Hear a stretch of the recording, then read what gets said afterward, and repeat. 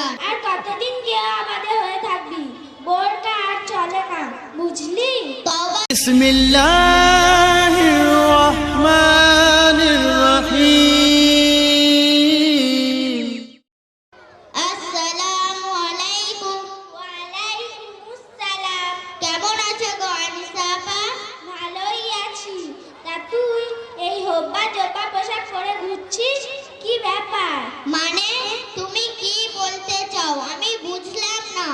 বলছি এই মডার্ন যুগে এসে আর কতদিন কেউ আমাদের হয়ে থাকবি, বোরকা আর চলে না, বুঝলি? তওবা তওবা, আস্তাগফিরুল্লাহ। তুমি মুসলিম হয়ে বোরকা নিয়ে এমন মন্তব্য করছো কেন? আমি কেমন ভুল বললাম শুনি? তুমি কি জানো না মহিলারা নিজের বাড়িতেই থাকবে, বিনা প্রয়োজনে বাড়ি থেকে বের হবে না।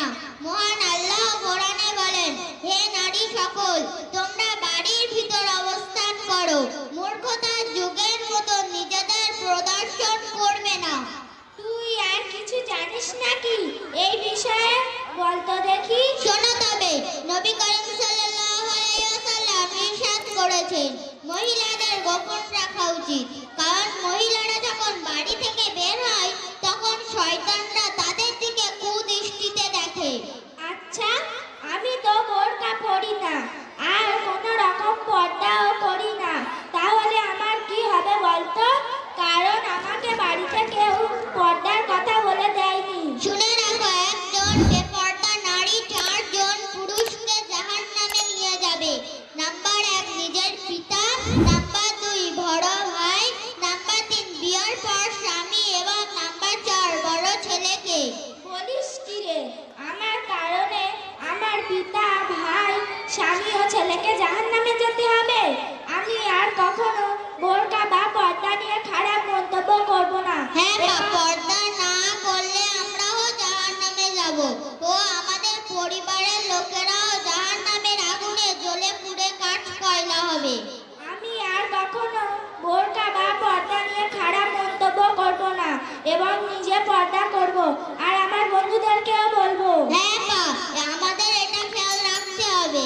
আচ্ছা, অনেকে বলে বোরকা পরলে নাকি মডার্ন হওয়া যায় না আর বোরকা পরা মেয়েরা নাকি সব দিক থেকে পিছিয়ে পড়েছে।